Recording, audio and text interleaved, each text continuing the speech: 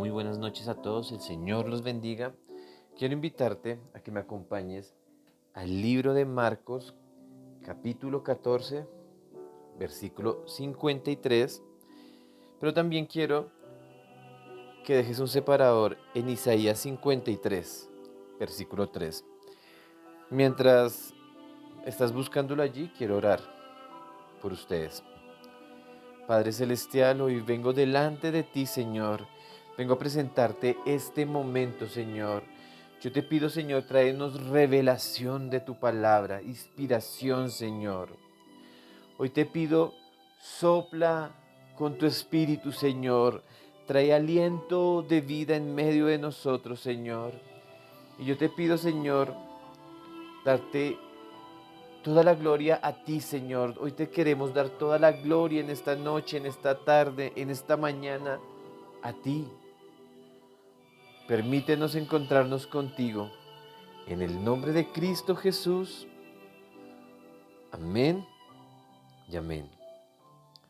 Bueno, vamos a Marcos 14, 55. Dice así: los principales sacerdotes y todo el concilio buscaba testimonios contra Jesús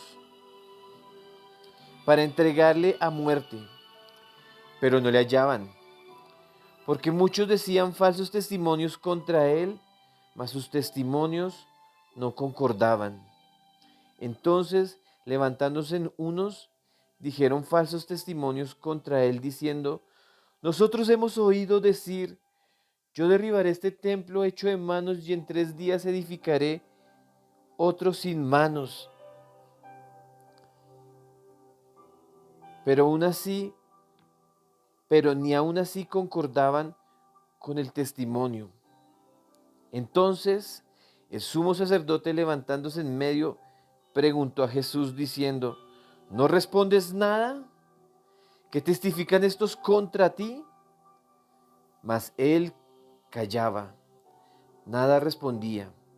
El sumo sacerdote volvió a preguntarle y le dijo: ¿eres tú el Cristo, el Hijo del bendito? Y Jesús respondió: yo soy. Y veréis al Hijo del hombre sentado a la diestra del poder de Dios, viviendo entre las nubes del cielo. Entonces el sumo sacerdote rasgó sus vestiduras y dijo: ¿qué más necesidad tenemos de testigos? ¿Habéis oído la blasfemia? ¿Qué os parece?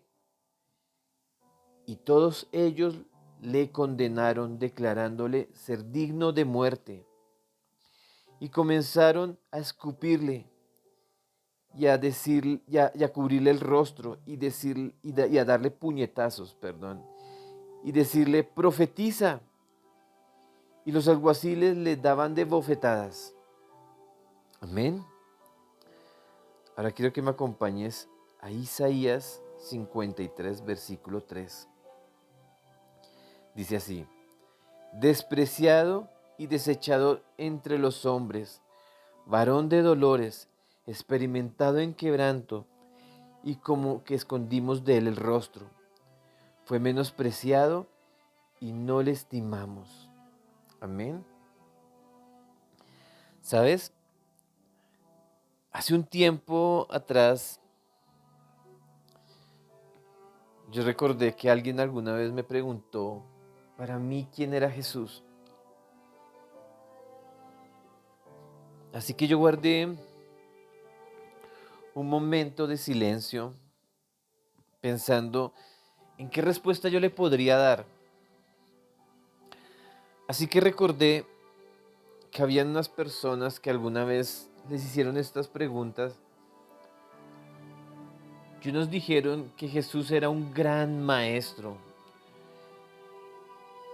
Si tú le preguntas a los judíos radicales, ellos te van a decir: él era un profeta.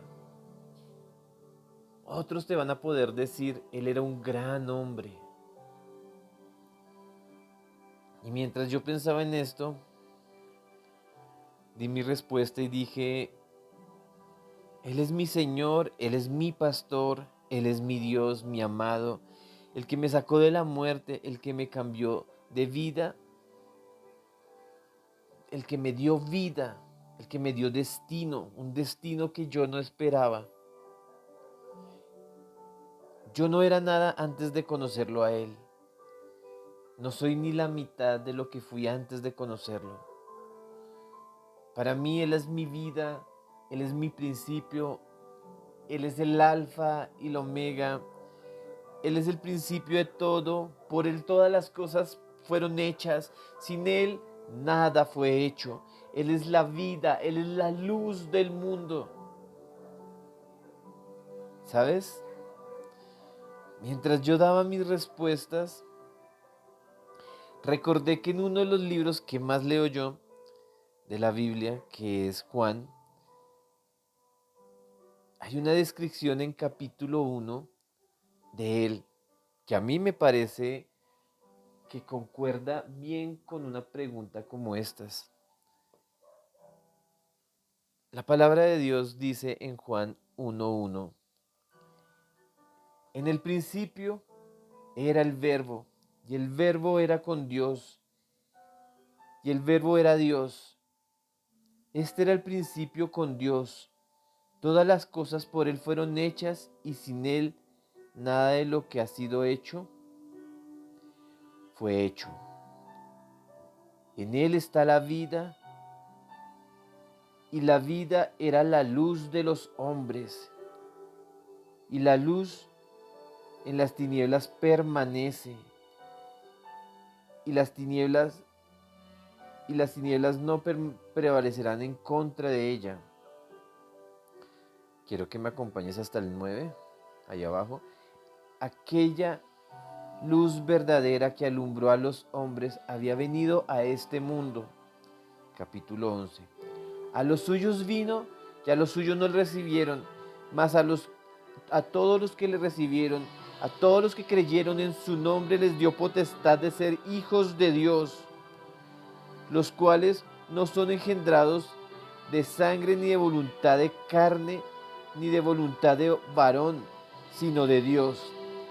Aquel verbo fue hecho carne y habitó entre nosotros, y le vimos su gloria, gloria como el unigénito de Dios, del Padre, lleno de gracia y de verdad.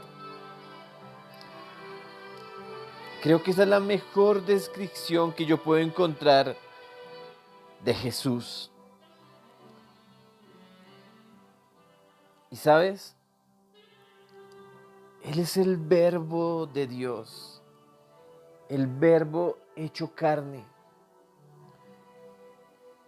Él para mí es la luz de mi vida. Y aquí dice que es la luz de la vida y la vida del hombre. ¿Sabes? Pero Él es más que eso, mucho más. Y aunque yo quisiera decir todo lo que es Él, me quedaría corto. Solo te podría decir que para mí, adicionalmente de todo lo que dije, Él es el sumo sacerdote de nosotros. Ahora déjame explicarte esto. El sumo sacerdote era el principal sacerdote y esta persona solamente podía entrar al lugar santísimo donde reposaba el arca del pacto de Dios. Él era el único que podía estar ahí al frente de ella una vez al año, pero él tenía que estar con sus vestiduras puestas y él no podía entrar sin antes no haber tomado un cordero y haberlo inmolado, es decir, degollado, sacar su sangre y untarse todo su cuerpo, todas sus vestiduras con esa sangre. Esto cubría todos sus pecados. Y quiero explicarte cómo funcionaba eso. Y es que si tú puedes ver una mesa de madera antigua, quizás tú vas a ver que los niños escribieron sobre ella, hicieron dibujos, quizás una pata está más corta que la otra, quizás tiene una pata más delgada que la otra, le falta quizás algún pedacito a la mesa, se ve totalmente dañada.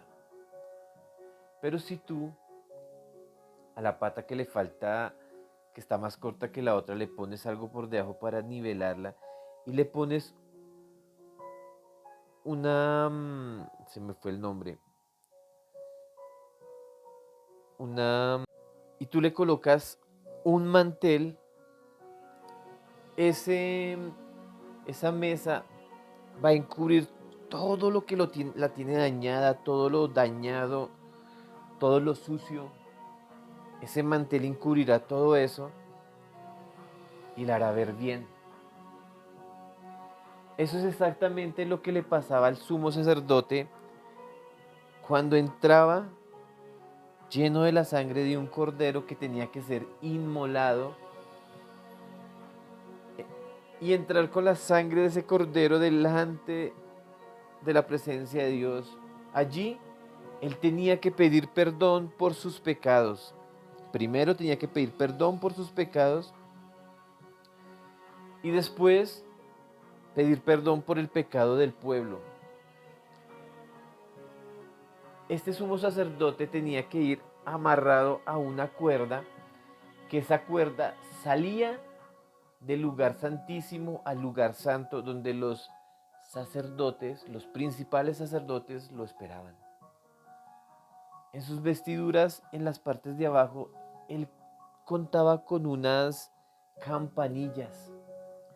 Y él tenía que estar moviéndose todo el tiempo para que los que estaban afuera pudiesen escuchar a este hombre moverse y saber que aún estaba allí. Ahora, estos hombres eran hombres pecadores como cualquier otro. Y ellos tenían que pedir perdón primero por sus pecados, por sus maldades. Y después pedir perdón por el pueblo. Si Dios aceptaba el perdón que pedía por él mismo, él podía proseguir pidiendo perdón por su pueblo. Pero si Dios decía, perdono a este pueblo, acepto la ofrenda, ellos tenían un año más de lluvias tardías y tempranas, lluvias a su tiempo, pues ellos eran cultivadores. Pero si Dios no le agradaba la ofrenda que le habían dado, no perdonaba sus pecados, el sumo sacerdote allí moría delante de la presencia de Dios. Y a partir de ese momento, el pueblo iba a sufrir un año de sequedad. La lluvia no vendría a tiempo. Eso significaría que sus cultivos no iban a estar en óptimas condiciones para alimentarse y para venderlo. Eso quiere decir que van a tener escasez el siguiente año, pobreza. La maldición estaría sobre ellos, porque la ira de Dios se podría levantar entre este pueblo. Así que si él moría, como nadie podía entrar a ese lugar, el lazo que tenía amarrado, los principales sacerdotes lo jalaban hasta sacar el cuerpo sin vida. Eso sucedía en el tabernáculo de reunión. Ahora, si tú recuerdas, Moisés hizo ese tabernáculo, como dice la palabra, que él lo vio del cielo, así lo hizo. Y Jesús, después que muere, Él es llamado el Cordero Inmolado, que quita el pecado del mundo.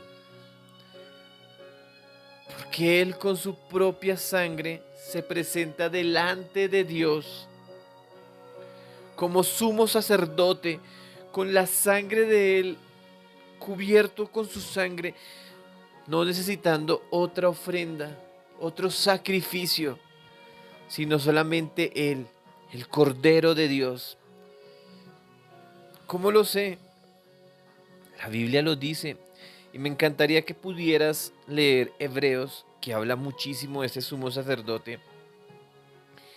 Pero dice que cuando él estuvo delante de Dios, después de haber muerto aquí en la tierra, sube y dice en Hebreos 4:15, porque no tenemos un sumo sacerdote que no puede compadecerse de nuestras debilidades, sino que uno que fue tentado en todo, en nuestra semejanza, pero sin pecado, hablando de Jesús. Y Él se presenta delante de Dios, hace la ofrenda, está cubierto con su sangre. Y Dios nos perdona, acepta la ofrenda. Ahora la Biblia dice, Él es sumo sacerdote para siempre, según el orden de Melquisedec. Pero este sumo sacerdote no tuvo que pedir perdón por sus pecados, pues dice que Él fue tentado en todo y se puede compadecer de ti y de mí. Pero Él no pecó, es sin pecado. Ese es mi amado, es un sumo sacerdote, pero también se entregó como sacrificio para Dios. No teniendo por más su vida, se entregó a sí mismo por amor a ti y a mí. Eso me demuestra el amor de Dios, de Jesús por ti y por mí. Ahora, Él estuvo aquí en la tierra, caminó entre nosotros, el Verbo se hizo carne y caminó entre nosotros. Y Él se lamentó, Él lloró por ti y por mí. Primero se lamentó y Él se lamenta. En Mateo 23:37 dice que Él hace un lamento por Jerusalén.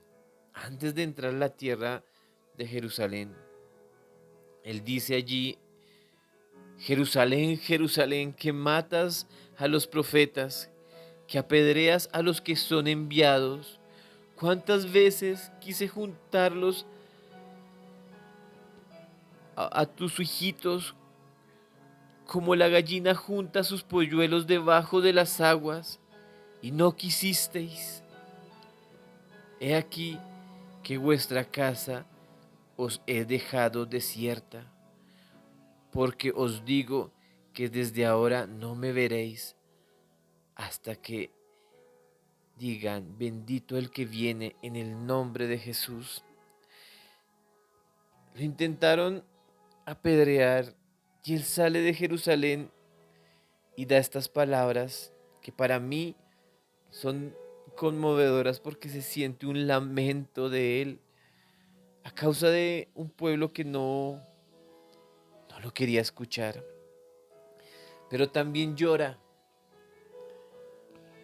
Y en Juan 11:30 muestran cuando Jesús llora después de que lo muestran donde queda el sepulcro de su amigo Lázaro. Pero quiero que lo leas porque a veces pensamos que él lloró por Lázaro y no fue así. Quiero que me acompañes. Juan 11:30 dice así. Jesús todavía no había entrado a la aldea, sino que estaba en el lugar donde Marta la había encontrado. Entonces los judíos que estaban en la casa con ella y la consolaban. Cuando vieron que María se había levantado de prisa y había salido, la siguieron diciendo, va al sepulcro a llorar allí. María cuando llegó donde estaba Jesús, al verle se postró a sus pies diciendo, Señor, si hubieras estado aquí, no habría muerto mi hermano. Jesús entonces, al verla llorar, y a los judíos que la acompañaban también llorando, se estremeció su espíritu y se conmovió, dice la palabra, y dijo, ¿dónde le pusisteis? Y le dijeron al Señor, ven y ve. Y Jesús lloró. Entonces los judíos dijeron, mira cómo le amaba. ¿Sabes? A mí me impresiona esta parte porque muchos creen que Jesús lloró por Lázaro y realmente no, porque él sabía que lo podía resucitar, pues él es la vida, la resurrección. Él lloró por su pueblo, por Marta, por María, por los judíos que estaban allí. Dice que su espíritu se conmovió. Su espíritu fue estremecido, su espíritu y se conmovió al verlos a ellos. Él se conmueve por ti y por mí. Él sabía que iba a resucitar a Lázaro, así que no había problema. Isaías habla del varón de dolores, experimentado en quebranto, y como que de él escondimos el rostro. Y sabes, ese versículo me impacta porque el que leímos de Marcos, porque aún lo buscaban acusarlo y decir mentiras en contra de él. Pero la Biblia dice que él callaba, él guardaba silencio. En el juicio más injusto de la historia, donde no le permitían ni hablar ni defenderse, pero él no quiso defenderse tampoco. Y tú te preguntas por qué él no se quiso defender. Pues claro, tanto tú como yo tenemos que defendernos en un juicio. No vamos a callar, tenemos que salvarnos. Yo lo haría. Pero sabes, él no, él cayó. Y él cayó por amor a ti y a mí. Yo no sé si tú lo conoces. Yo no sé si tú conoces a Jesús. Para ti, ¿quién es Jesús? Es mi pregunta hoy. Para ti, ¿quién es Jesús? ¿Uno más? ¿Un maestro? ¿Un profeta? ¿Un gran hombre? ¿O es Dios? Pero aquí te estoy mostrando quién es Jesús para mí. Han habido en esta tierra muchos hombres, muchos pensadores, hombres de sabiduría. Y Mahoma, Buda, líderes religiosos reconocidos. Ellos dijeron, yo conozco un camino. Pero ¿sabes? Jesús dijo, yo soy el camino, la verdad y la vida, y ninguno viene al Padre sino por mí. Palabras que nadie más fue capaz de decir. Yo soy la vida, yo soy el pan de vida que descendió del cielo, dice él. Él no dice que él conoce un camino, él dice yo soy el camino. Ahora, tú puedes ver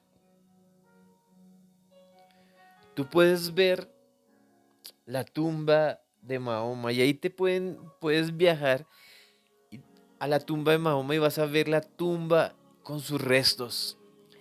Y ahí dice, esta es la tumba de Mahoma. Tú puedes ir y mirar y decir, aquí dice, llegar a la sepultura de Buda y dice, esta es la sepultura de Buda. Y ahí vas a encontrar los restos de Buda. Pero sabes, Jesús no. Tú vas a ir a la tumba de Jesús y dice, esta es la tumba de Jesús, pero Él vive. No vas a encontrar restos, porque Él vive. Porque Él vive. La historia muestra que Él resucitó. Si Él no hubiese resucitado, ninguno de sus apóstoles hubiese perecido por Él. Nunca, eso hubiera sido el engaño más grande del mundo. Pero ¿cómo 12 discípulos entregarían su vida por Él? Y aún el apóstol adicional, que es Pablo, murió por Él. Sería el peor engaño. Sería un error. Pero ¿cómo pudo morir todos estos hombres por Él? ¿Sabes? Hoy vengo a presentarte a Jesús si tú no lo conoces. Él es la luz de la vida, la luz de los hombres, el gran yo soy. Y en Apocalipsis 19:16 dice, Él es el más grande y dice allí, en sus vestiduras, en su lomo, tiene escrito el nombre Rey de Reyes y Señor de Señores. Él es el Rey de Reyes y Señor de Señores. Y sabes, así como un día Él se fue, como dice Hechos 1, Él estaba hablando con ellos, dio mandamientos y así se fue en una nube hasta que ya no lo podían ver. Y dice que apareció un hombre de Dios, un ángel, un varón de Dios. Y dice, ¿qué estáis viendo? Así a Jesús, que lo veis irse. Un día Él volverá. Y sabes, esa es la victoria que ha vencido al mundo. En la antigüedad, la iglesia tenía una palabra entre ellos. Decían al despedirse o al saludar, Maranata. Y era la forma que saludaban los cristianos primitivos, Maranata. Y cuando se iban, Maranata. Esta palabra griega es Cristo viene pronto. Y un día ese Cristo, ese hombre misericordioso que lloró, que,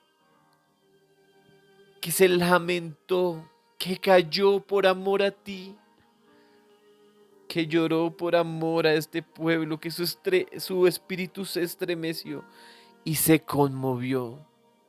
Un día vendrá por ti y por mí. Un día, dice la palabra, como un estruendo que sale del oriente y va al occidente. Así será la venida del Cristo. Maranata, mis hermanos, Cristo viene pronto. Cristo viene pronto a recoger a su iglesia, a su esposa. ¿Cuántos aquí somos su esposa? Así que hoy vengo a decirte, Él es la resurrección, nuestra paz, nuestra salvación. Él es Jesús. ¿Y tú, quién crees que es Él? Para ti, ¿quién es Jesús? Si aún no lo conoces como tu Señor y como tu Salvador, este momento es el momento para ti. Quiero que me acompañes con esta oración. Si has sido conmovido y quieres conocerlo, quiero que le digas, Señor Jesús, hoy te reconozco como mi Señor y mi Salvador. Hoy me entrego a ti. y te entrego mi vida. Te pido perdón por mis pecados, por la maldad de mi corazón. Hoy me vuelvo a ti y te entrego mis caminos. Hoy renuncio a mi pasada manera de vivir. Yo hoy me vuelvo a ti con todo mi corazón. Te reconozco como mi Señor y mi Salvador, que un día moriste por mis pecados, pero ahora has resucitado y moras a la diestra de Dios Padre, y desde allí juzgas a vivos y muertos. Enséñame a caminar para ti y escribe mi nombre en el libro de la vida y no lo borres jamás. En el nombre de Jesús. Si tú hiciste esta oración que acabo de hacer, hoy eres heredero, coheredero de Jesús. La sangre de Cristo ahora está sobre ti. Y esta sangre ya no solo te cubre, como lo hacía un cordero, sino que te limpia, te limpia. Así que, si lo acabas de conocer, quiero que me escribas, quiero saber qué sentiste. Y si ya lo conocías, si vas a una iglesia o quizás no, escríbeme. Si no vas a una iglesia, yo te puedo decir dónde puedes ir dependiendo de la ciudad. Y si ya vas a una iglesia, pues no dejes de congregarte como algunos tienen por costumbre, dice la palabra. Así que mantente siempre en la búsqueda del Señor, porque Él es tu Señor y tu Salvador. Y si no lo conocías, hoy te enseñé un pedacito de Él. Quisiera enseñarte más. Si te gustó esta enseñanza, te pido que me apoyes con tu like. Acompáñame en todas las enseñanzas que hago, así que te pido que te suscribas y actives la campanita. Con eso podrás saber cuándo llegan los mensajes y me gustaría que lo compartieras a cada persona que conozcas. Así hablaremos más de Jesús. También si quieres escribirme, yo voy a estar allí para escucharte, para apoyarte en oración. Yo voy a estar ahí siempre en lo que yo más pueda. Te bendigo y espero que pases una feliz tarde o mañana, no sé a qué hora se escuches este mensaje. Dios te bendiga.